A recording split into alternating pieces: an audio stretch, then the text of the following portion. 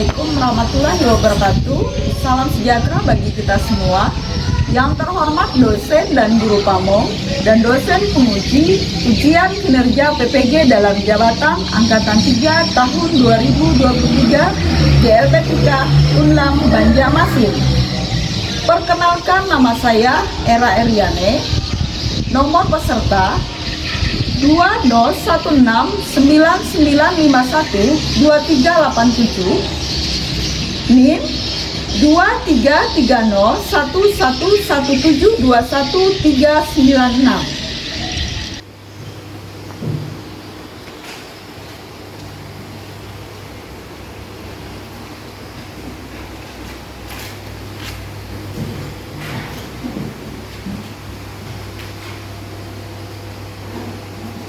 Assalamualaikum warahmatullahi wabarakatuh. Selamat siang anak-anak. Bagaimana kabarnya hari ini? Baik. Ya, alhamdulillah kita pada hari ini bisa ke sekolah ini lagi dalam keadaan sehat walafiat. Sebelum kita mulai pembelajaran kita pada hari ini, kita berdoa dulu. Teman-teman dan ibu guru, sebelum kita memulai kegiatan pembelajaran kita pada hari ini, alangkah baiknya kita memulai dengan doa. Doa mulai.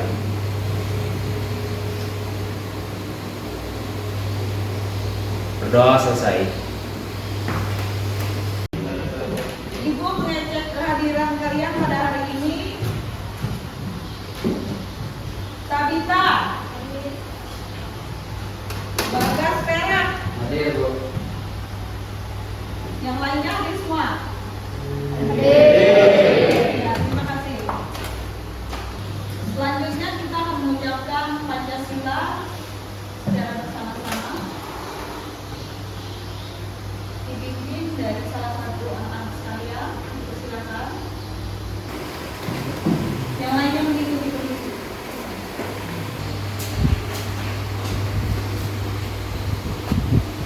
Teman-teman, mari kita mengucapkan Pancasila dan semuanya dipersilakan untuk berdiri.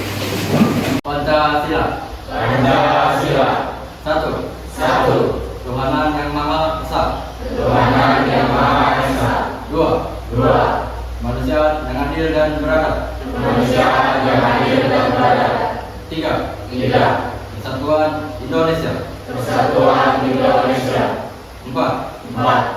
Rakyatan yang dipimpin oleh hikmat bijaksanaan Rakyat yang dipimpin oleh hikmat kebijaksanaan dalam permusyawaratan perwakilan. Lima. Keadilan sosial bagi seluruh rakyat Indonesia. Keadilan sosial bagi seluruh rakyat Indonesia. Baik, silakan duduk.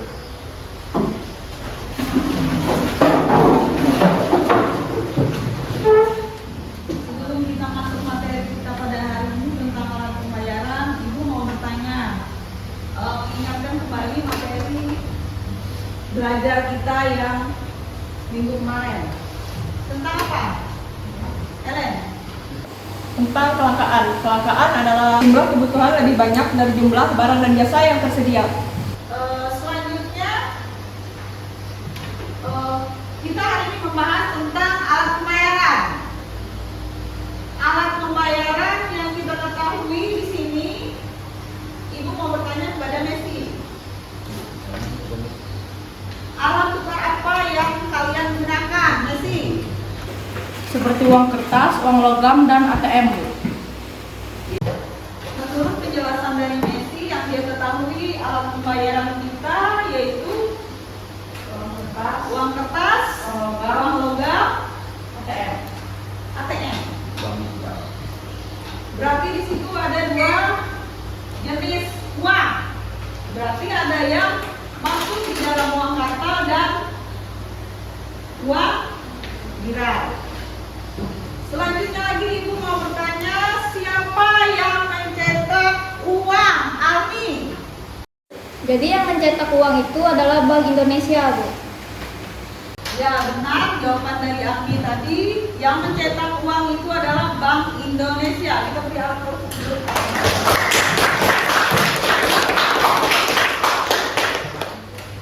Tujuan pembelajaran kita pada hari ini yaitu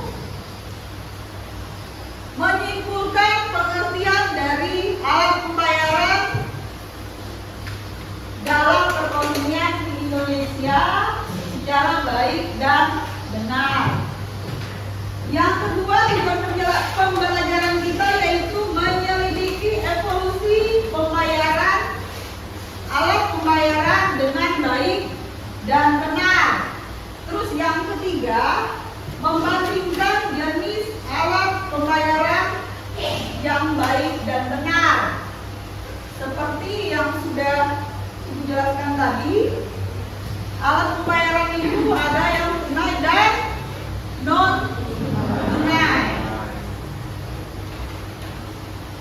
Dan seperti yang diketahui oleh teman kalian tadi, alat pembayaran tunai itu berbentuk apa?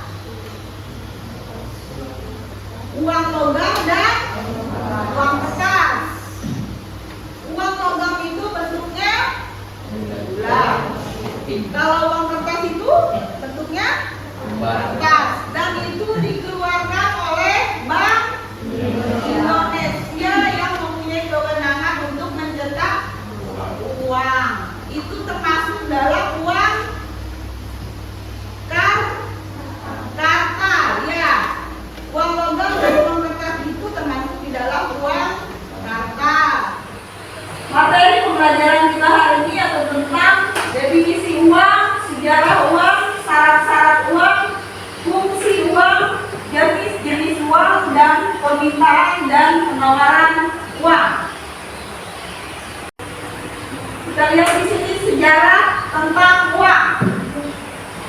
Seperti yang dijelaskan tadi, sejarah manusia menggunakan uang memenuhi kebutuhan manusia itu saling bertukar barang dengan barang.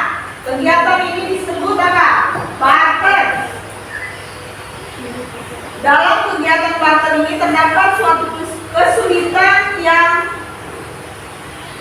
untuk mempertemukan kedua belah pihak yang saling membutuhkan barang. Perkembangan zaman pun semakin lama semakin maju, pemikiran orang makin berkembang. Orang mencari cara yang dianggap mudah untuk menggantikan barter untuk mendapatkan barang. Akhirnya ditemukan alat tukar yang dipakai pada saat itu apa? Emas, perak, tembaga, besi, dan mutiara. Alat tukar seperti itu disebut uang barang.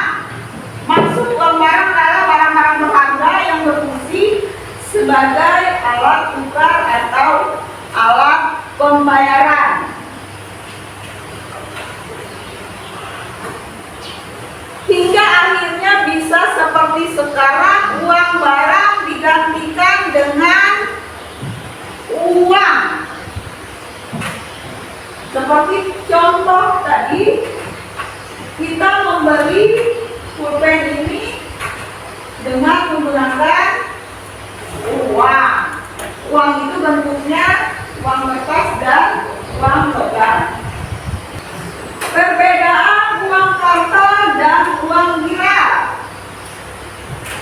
Kita lihat di situ perbedaannya.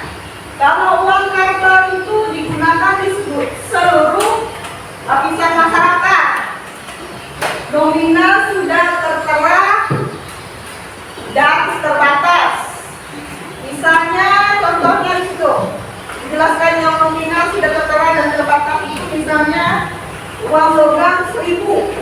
Berarti kalau uang logam 1000 itu ada di situ tulisannya 1, nomornya ada 3. Itu namanya uang 1000. Ada nominalnya di situ tertera. Dan yang ketiga dijamin oleh pemerintah. Yang keempat ada kepastian membayar seperti yang tertera dalam nominal uang. Misalnya tadi dalam membeli pulpen tadi, pulpen ini harganya 2000. Uang kertas kan ada nominalnya 2000 rupiah. Jadi kita membayar secara tunai dengan uang 2000 rupiah. Sedangkan perbedaan uang karta dengan uang lira ini kita lihat di uang liranya. Kalau uang lira tidak berlaku secara umum karena hanya digunakan di kalangan masyarakat tertentu. Yang kedua, nominal harus ditulis terlebih dahulu sebelum digunakan. Ditulis sesuai dengan kebutuhan. Nominalnya tidak terbatas. Yang keempat, hanya dijamin oleh bank yang mengeluarkan saja. Yang Kelima, belum ada kepastian pembayaran termasuk dari beberapa hal termasuk lembaga yang mengeluarkannya. Itu perbedaan uang kartal dan uang viral tadi. Artinya uang viral hanya untuk orang tertentu. Uang viral tadi kan ada dalam bentuk cek. Seseorang membayarkan ke seseorangnya lagi dengan jumlah nilai yang tertentu.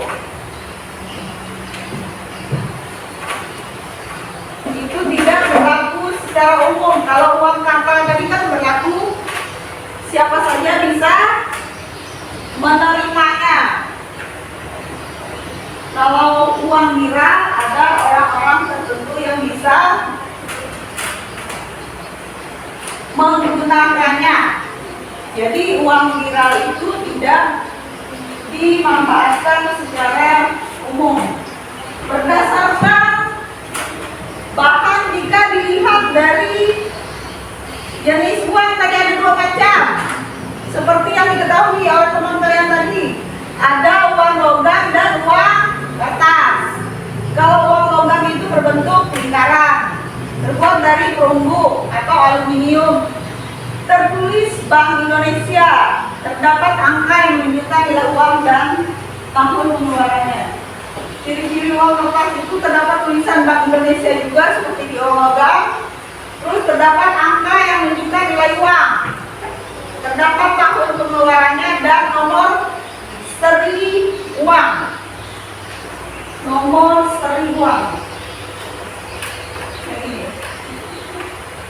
Itu nomor seri.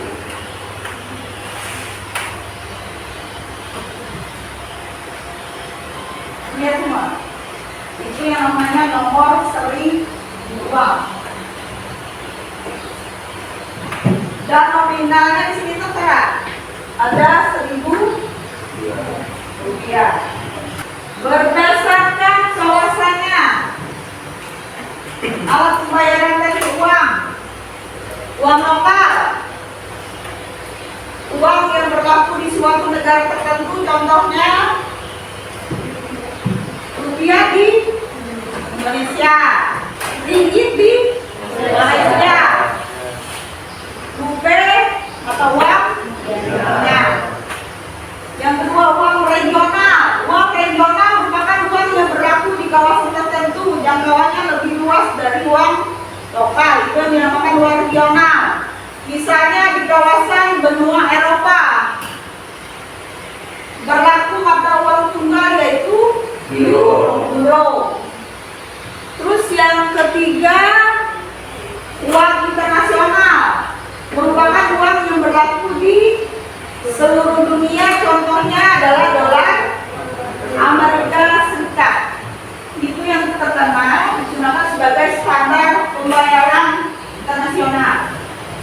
Faktor-faktor yang mempengaruhi permintaan uang diantaranya itu: dorongan melakukan transaksi, keinginan untuk memegang uang, tingkat pendapatan real, dorongan berjaga-jaga, tinggi rendahnya tingkat bunga, dorongan investasi dan pengembangan, tingkat harga yang berlaku di pasar, perkiraan stabilitas ekonomi, dan 9, peningkatan produktivitas barang dan jasa. Itu faktor-faktor yang mempengaruhi permintaan uang di masyarakat. Penawaran uang adalah sejumlah uang tertentu yang disediakan oleh pemerintah atau bank untuk dapat dimiliki oleh masyarakat. Faktor-faktor yang mempengaruhinya tadi apa? Kebutuhan pemerintah. Yang kedua, kebijakan moneter. Yang ketiga, tingkat suku bunga. Yang keempat, inflasi. Yang kelima, tingkat pendapatan masyarakat. Yang keenam, penciptaan uang yang baru untuk menambah jumlah uang beredar. Yang ketujuh, perkembangan selera masyarakat terhadap barang konsumsi. Yang kedelapan, nilai tukar rupiah terhadap mata uang asing. Itu faktor-faktor yang mempengaruhi penawaran uang. Selanjutnya Ibu akan tayangkan video pembelajaran. Seperti yang kita ketahui, awal mula alat pembayaran yang berlaku itu sistem barter loh, atau bertukar barang. Namun, seiring perkembangannya, manusia mengembangkan uang komoditas sebagai sistem pembayaran. Komoditas tersebut yaitu barang dasar yang hampir dibutuhkan oleh semua orang. Misalnya, bahan pokok, hewan ternak, dan lain sebagainya. Perkembangan semakin berlanjut dengan adanya uang kertas yang digunakan sebagai alat pembayaran tunai. Alat pembayaran tunai biasanya digunakan untuk melakukan pembayaran terhadap suatu transaksi secara tunai. Di Indonesia sendiri, uang tunai yang diberlakukan adalah rupiah yang dikeluarkan oleh Bank Indonesia, yang mana berupa uang kertas dan uang logam dengan denominasi yang beragam. Seiring dengan perkembangan zaman, uang itu bukan hanya berbentuk fisik loh seperti yang sering kita miliki dan dimasukkan ke dompet. Kebanyakan saat berbelanja online, kamu sering menggunakan m-banking untuk membayarkan. Tahu tidak, kalau m-banking itu salah satu contoh alat pembayaran non tunai loh. Alat pembayaran non tunai atau kamu bisa menyebutnya dengan uang viral. Itu biasanya digunakan untuk melakukan pembayaran transaksi yang berjumlah besar sehingga lebih efisien dibandingkan pembayaran dengan uang kantal. Ternyata ada berbagai jenis alat pembayaran non tunai. Transaksi menggunakan cek adalah salah satu jenis yang cukup banyak diketahui oleh masyarakat karena sudah lama ada. Cek berperan sebagai surat perintah pencairan uang kepada seseorang yang namanya tertera pada kertas itu, bisa nasabah atau orang lain. Kalau ini ada tiga giro. Seperti sebuah surat perintah kepada bank agar menarik uang dengan jumlah tertentu. Bedanya dengan cek, uang hanya bisa dipindah bukukan, bukan tunai. Bisa dikatakan untuk memindah sejumlah uang dari rekening nasabah A kepada nasabah B. Lalu ada juga nih nota debit atau warta debit. Nota debit adalah sebuah dokumen yang fungsinya sebagai bukti transaksi dalam pengurangan utang saat terjadinya jual beli. Nota dikirim oleh pembeli kepada penjual untuk pernyataan telah terjadinya pengurangan utang atau berdebit. Selain nota debit, ada juga nota kredit. Nota kredit digunakan untuk mengirim atau memindahkan saldo kepada nasabah atau bank lain dengan sistem clearing. Sering digunakan jika mengira transaksi besar. Kamu tahu ini? Ini adalah nota pemindah bukuan atau telegraphic transfer. Fungsinya untuk memindahkan saldo milik seseorang kepada nasabah lain yang masih berada pada bank yang sama. Selanjutnya ada juga e-money, jenis alat pembayaran non tunai yang satu ini nih, sangat populer penggunaannya dalam beberapa tahun terakhir. Jenis kartu ini bisa digunakan untuk membayar tol, parkir, hingga tiket KRL. Nah, yang satu ini nih, kalian pasti tahu. Iya, ini m-banking, fitur yang disediakan oleh pihak bank dalam bentuk aplikasi. Fitur ini memudahkan nasabah untuk melakukan berbagai transaksi hanya dalam genggaman tangan. Yang terakhir nih, yang tidak kalah populernya di zaman sekarang ini, yang merupakan sistem pembayaran yang hanya melalui smartphone dan koneksi internet. Transaksi QR Code atau kris menggunakan sumber dana berupa simpanan dan atau instrumen pembayaran berupa kartu debit, kartu kredit, atau uang elektronik yang menggunakan media penyimpanan server based. Sudah paham kan sekarang apa itu alat pembayaran non tunai dan jenis-jenisnya? Oke, sampai di sini dulu ya. Semoga bermanfaat. Sampai jumpa di video pembelajaran asyik lainnya. Setelah kalian menonton video pembelajaran tadi, kalian mencermatinya, mungkin ada pertanyaan? Saya Bu, tadi kan saya nonton video itu tadi ada pembayaran tunai dan non tunai. Nah saya mau nanya Bu, dari pembayaran non tunai dan tunai itu mana yang lebih efisien Bu? Terima kasih. Terima kasih dari pertanyaan Diva tadi. Setelah mencermati video pembelajaran tadi, Diva di sini menanyakan yang mana lebih efisien menggunakan tunai atau non tunai. Pada saat sekarang ini, Ibu menceritakan kondisi Ibu, mungkin Ibu tinggal di satu desa.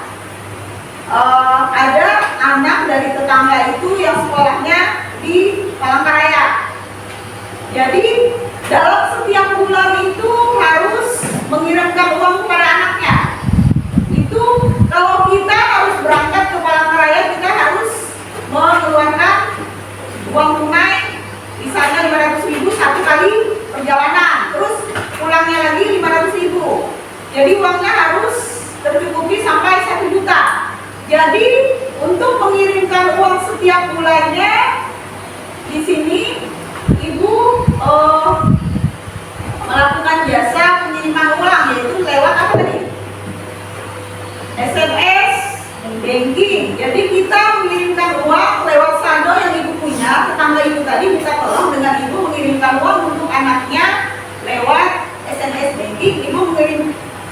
Ibu itu tadi mengirimkan uang 1 juta dengan biaya 10.000. Dalam waktu beberapa menit kita sudah mentransfer uang ke anak ibu tadi ke Palangkaraya hanya dengan waktu beberapa menit. Kalau kita harus menggunakan uang tunai, kita harus mengantarkan uang tersebut ke Palangkaraya akan membutuhkan waktu yang 1 hari atau 2 hari. Jadi kalau menurut ibu yang lebih efisien pada zaman sekarang, kita menggunakan secara non tunai. Jadi dalam beberapa menit kita mengirimkan uang kepada seseorang yang di Palangkaraya, kepada anak tersebut, sudah dalam beberapa menit juga sudah sampai di tangan anak tersebut hanya dengan melalui SMS banking. Berarti pada zaman sekarang itu lebih efisiennya menggunakan uang itu secara non tunai. Kalau secara tunai bukan tidak efisien, tapi itu kan jaraknya jauh, jadi harus digunakan yang non tunai. Jadi gimana itu yang bisa dijelaskan? Paham?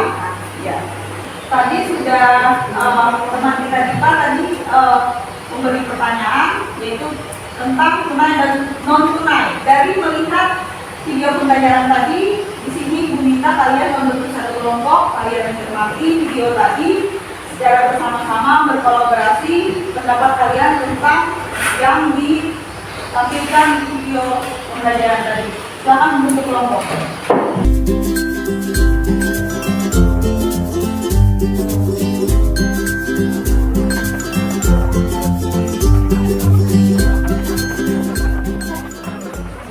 Siap semua di kelompok masing-masing. Di sini ibu akan memberikan tempat kerja kelompok.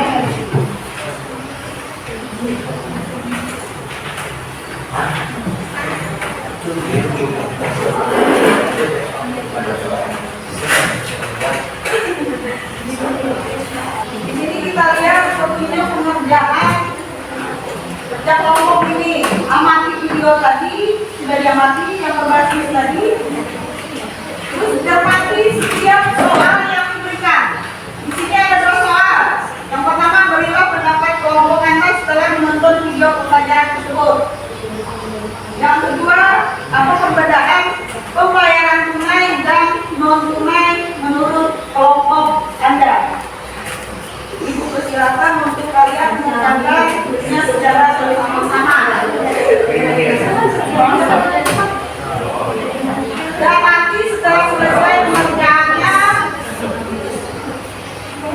salah satu dari kelompok untuk mempresentasikannya ke depan kelas. Silakan dikerjakan.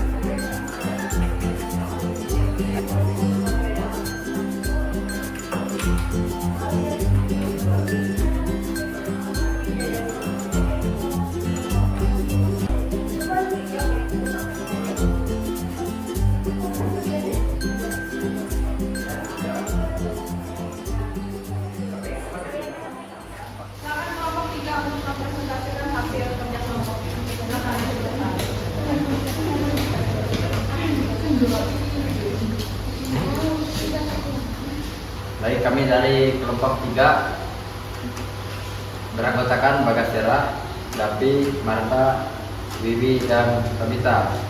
Kami akan mempresentasi hasil pendapat kami tentang video pembelajaran tadi dan perbedaan pembayaran tunai dan non tunai. Jadi, video pembelajaran tadi itu sangat mudah dipahami tentang materi perbedaan mata uang tunai dan mata uang non tunai. Sedangkan perbedaan pembayaran tunai dan non tunai menurut kami, dengan menggunakan uang tunai, transaksi dapat digunakan sebagai pembayaran secara langsung antara penjual dan pembeli. Contohnya di pasar tradisional. Sedangkan non tunai adalah transaksi secara tidak langsung yang hanya dapat digunakan di tempat tertentu dan menggunakan media tertentu. Contohnya ATM. Ada pertanyaan? Ada pertanyaan dari kelompok lain? Perkenalkan, nama saya Adem Feriola dari kelompok 1. Pertanyaan saya, bagaimana teknologi berperan dalam memfasilitasi transaksi non tunai? Baik, kami akan menjawab pertanyaan dari kelompok 1. Jawabannya adalah dengan melakukan pembayaran digital dan kartu pembayaran. Bagaimana? Ya, jawaban dapat saya terima. Kita beri tepuk tangan untuk kelompok 3. Selanjutnya presentasi ke depan kelompok 4 mempresentasikan hasil kerja kelompoknya ke depan.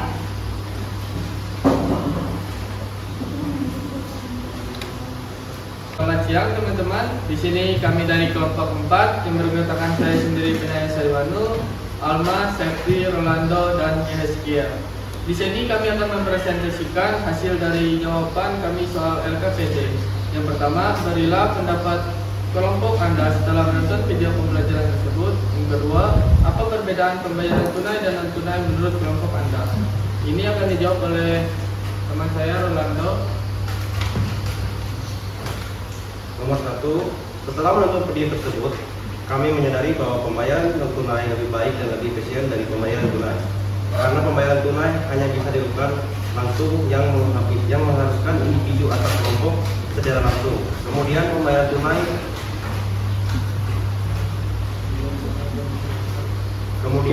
tunai perlahan akan menghilang dan digantikan dengan pembayaran non tunai. Yang kedua yaitu adalah pembayaran tunai harus dilakukan secara langsung dalam bentuk uang kertas atau logam. Sedangkan pembayaran non tunai bisa dilakukan hanya dengan menggunakan gadget atau yang bisa dilakukan secara tidak langsung maupun walaupun yang melakukan pembayaran dibatasi oleh jarak yang jauh. Nah, sekian dari presentasi kami. Jika ada yang ditanyakan, silakan. Saya ingin bertanya. Pertanyaannya yaitu adalah kenapa pembayaran non tunai lebih efisien di era digital seperti sekarang? Terima kasih. Pertanyaan dari kelompok 4 tadi, dari kelompok 2 untuk kelompok 4, yaitu mengapa lebih efisien menggunakan pembayaran non tunai di era digital sekarang ini. Ya, saya akan menjawab pertanyaan tersebut karena di era digital seperti sekarang, pembayaran tunai lebih efisien untuk menghemat waktu dan dapat dilakukan dengan jarak jauh. Bagaimana kelompok 2? Bisa diterima, Bu, jawabannya. Tepuk tangan untuk kelompok 4 dari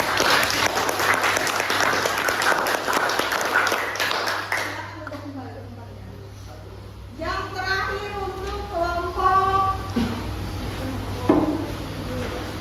1. Silakan maju ke depan mempresentasikan hasil kerja kelompoknya. Selamat siang, kami dari kelompok 1 ingin melampirkan jawaban berdasarkan pertanyaan yang sudah diberikan oleh Ibu Guru. Adapun anggota kelompok 1 terdiri dari Analia, Nelen, Grace, saya Mikael, dan juga Adet Feriola. Soal yang dilakukan Ibu adalah yang pertama, berikan pendapat kelompok Anda setelah menonton video pembelajaran tersebut. Yang kedua, apa perbedaan pembayaran tunai dan non tunai menurut kelompok Anda? Untuk jawabannya saya serahkan kepada Anda. Ya, nomor 1, uang tunai memiliki keunggulan dalam kecepatan transaksi dan dapat digunakan di tempat-tempat yang mungkin tidak menerima pembayaran non tunai. Namun uang non tunai seperti kartu kredit atau modal payment memiliki keamanan lebih baik dan memberikan kemudahan dalam melacak transaksi serta mengelola keuangan. Kedua jenis memiliki peran penting dalam sistem pembayaran modern, tergantung pada preferensinya dan kebutuhan individu.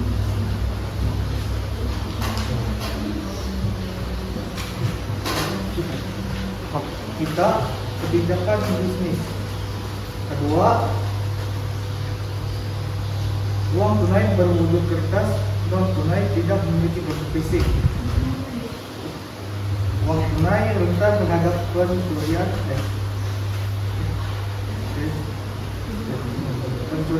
Non tunai memiliki keamanan tinggi. Dan transaksi uang tunai sulit dilacak. Transaksi non tunai dilacak melalui catatan rekening, riwayat kartu, atau sistem pembayaran digital.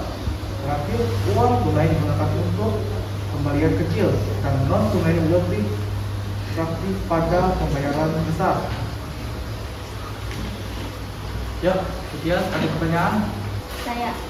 Pertanyaannya, sebutkan apa saja yang tergolong dalam transaksi non tunai. Pembayaran digital, kartu pembayaran, QR code, dan mobile banking. Bagaimana? Kenapa jawabannya dapat itu? Kita beri tepuk tangan untuk kelompok 1.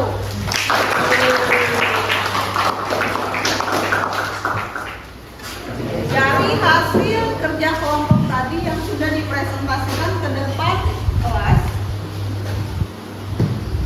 di sini Ibu minta dari kalian semua, mungkin ada yang bisa menyimpulkan dari hasil kerja kelompok tadi, dari 4 kelompok tadi, dari hasil presentasinya ke depan kelas.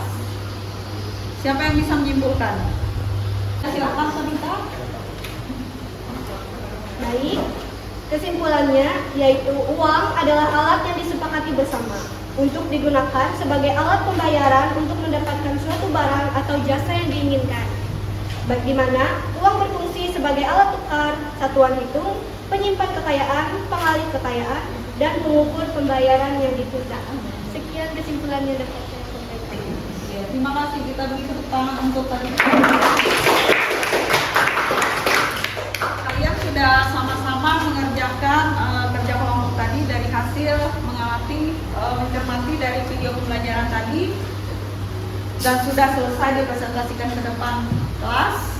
Silakan untuk kembali ke tempat masing-masing lagi.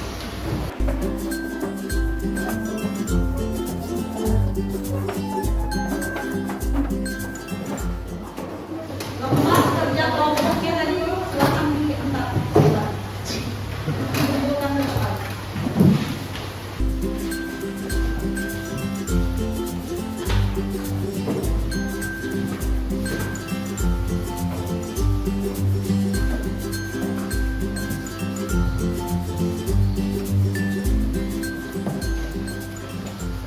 Anak-anak, setelah sudah mengerjakan kerja kelompok tadi, di sini ada soal pilihan ganda, ada 10. Silakan dikerjakan masing-masing. Ini Ibu bagikan.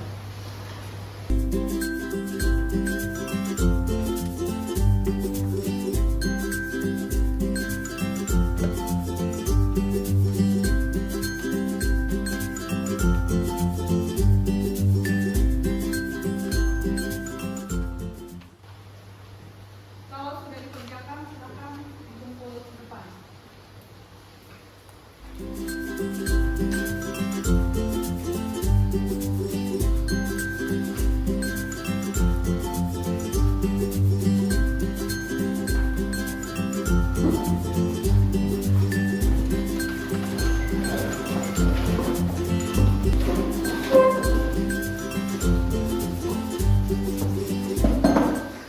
Sudah semua dikumpulkan? Ya. Ya, kalau sudah, nanti Ibu akan periksa dan Ibu akan bagikan pada pertemuan kita yang di depan.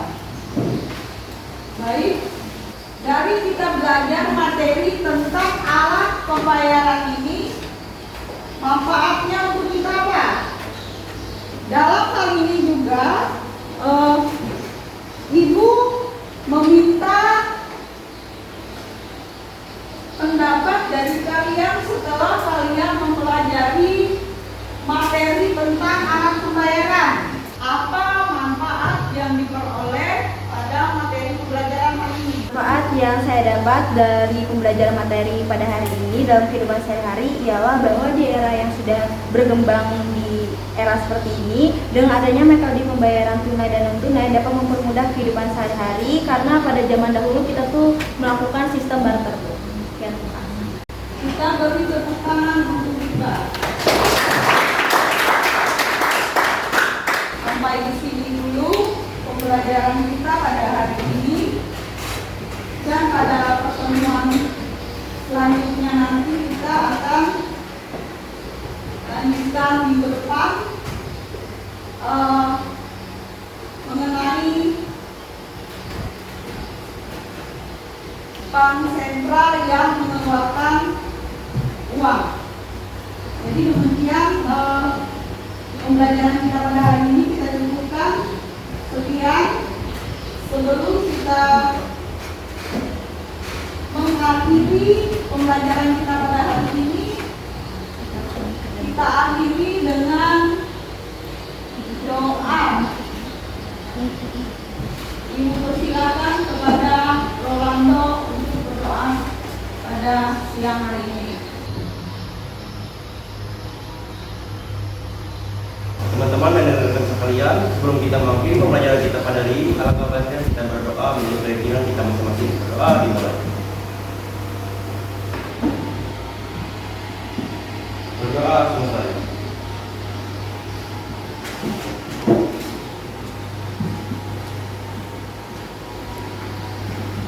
Sekianlah pembelajaran kita pada hari ini. Sampai ketemu minggu depan. Selamat siang. Assalamualaikum warahmatullahi wabarakatuh.